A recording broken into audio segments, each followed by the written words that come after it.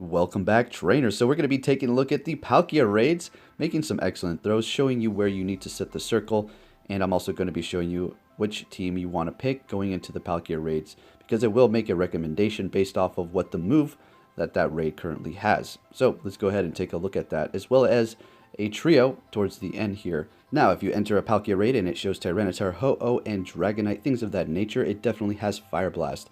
So you're going to want to go with your Dragonites and your Rayquazas or anything Dragon all the way, because it will be completely safe, taking reduced damage.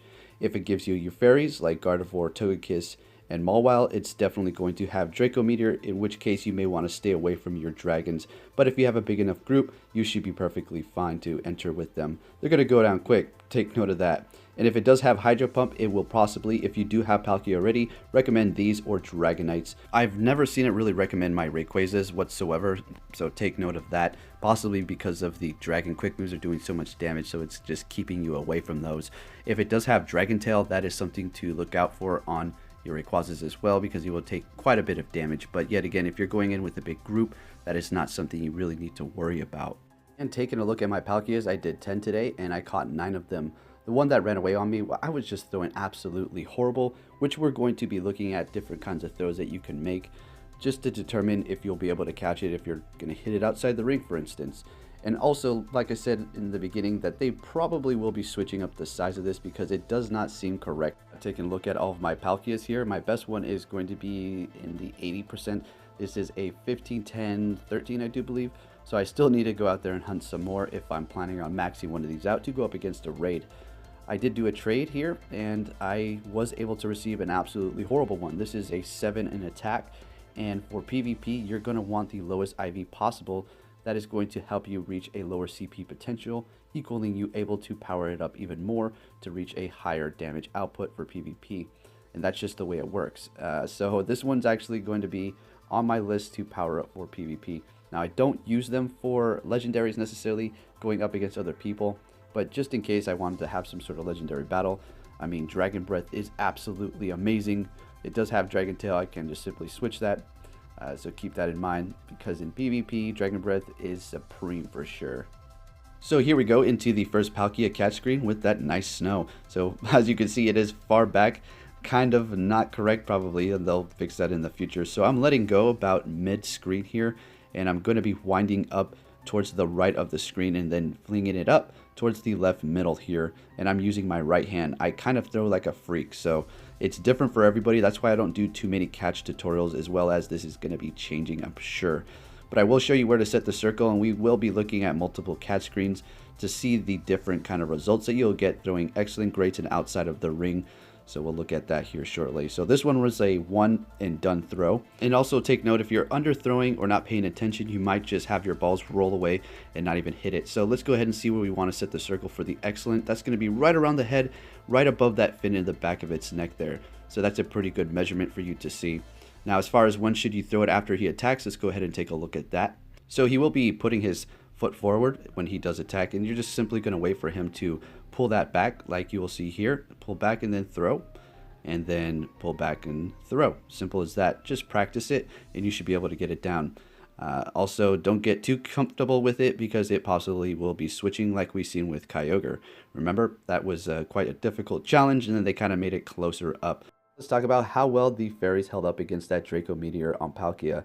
Were they worth it? Were they able to take the hits like we thought? Absolutely. If you haven't done a raid yet and you do have some of these powered up, you should be happy to know that your Gardevoirs are going to be performing absolutely magnificent going up against the Draco Meteor. Now, if it was Hydro Pump or Fire Blast, you're going to be taking quite a bit of damage. In that case, you're probably going to definitely want to go with your Dragons. But if it does have Draco Meteor, like we discussed in the beginning, you should know which move it has depending on what Pokemon it gives you for your lineup for the recommendations.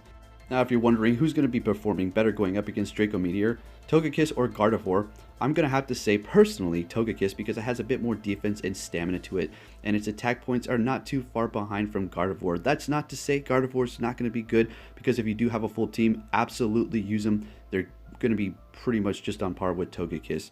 That, I don't know who has a full 6 team of maxed out Togekiss at this point. And then you have your various other fairies as well. Alright, now with that said, let's go ahead and take a look at multiple different catch screens just for fun to see what we have going on here. Making excellent great, nice outside the ring, and see how I can catch it here. So we do have not too significant, and I did miss that one. Yes, see, if you're not paying attention, you're going to underthrow it, and it's just going to go right past it. So you kind of have to make sure you fling it nice right when you let go there. All right, and remember the key is to wait for that leg to back up, and once it does kind of back up, that's exactly when you're going to want to throw it. And remember that magic number is going to be 2280 non-weather boosted for your 100% IV. That's 2280. So continuing on here, I did underthrow it all the way to the left yet again, and I don't know what I was doing. Trying to go for an excellent throw there, but I hit it right outside of the ring. And we caught that one all the way to the right with an excellent throw. That is great. So continuing on with the two other screens here, I do believe I'm going to be catching one outside of the ring. So let's see which one it is here. Making the excellent throw all the way to the left, looking good. Waiting for the middle one to attack or do something. And I don't know if you guys ran into this issue as well, but this guy is a jumper. Loves to continuously do that. You get a little impatient, you just throw it. And of course, right when you do throw it, it wants to attack. So that's just the way it goes.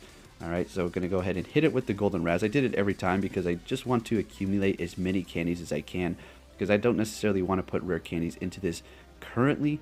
It's a good Pokemon and all, but I just used a whole bunch on a lot of other things. So, and if I'm going to be powering one of these up, I'm definitely going to need a good IV, because I'm going to be maxing one out. The one that I did in the trade that received the horrible IVs in the attack, that's going to be a special case. But as far as completely maxing one out, it needs to have the best IVs, because it will be going into the Master League and up against raids, in which case you need the best IVs as possible, because the Ultra and the Great League are the ones you need to worry about having the lower IVs.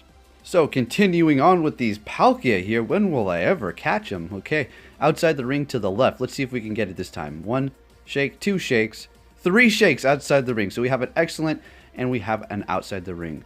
What do we have for the middle one? Oh, it broke out again.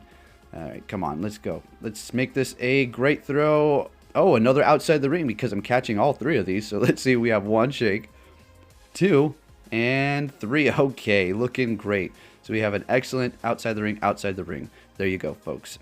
Now we're going to take a look at that trio. Here we go. We're going to have 3 different teams, Mystic, Instinct, and Valor, right? And we're going to have the 2 of them are going to be best friends, right?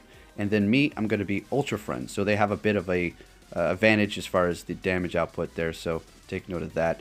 Now, go ahead and enjoy this, folks. Thank you for watching. Hope you're going to be able to catch yourself a nice Palkia out there. Be safe. And I'll be bringing you the new raids in the next video. So make sure you stay tuned for that. Take care.